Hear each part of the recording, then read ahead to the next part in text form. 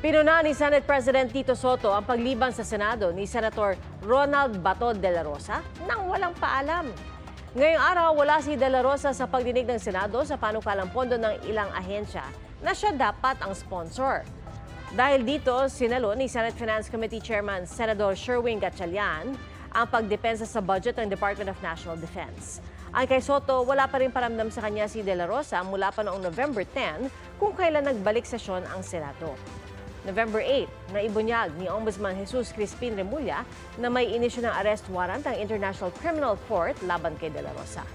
Dahil sa pagliban ng walang paalam, tinitingnan daw ni Soto kung maaaring parusahan si de la Rosa. Hindi rin daw nababawasan ang sweldo ng senador kahit lumiban. Hindi okay yun.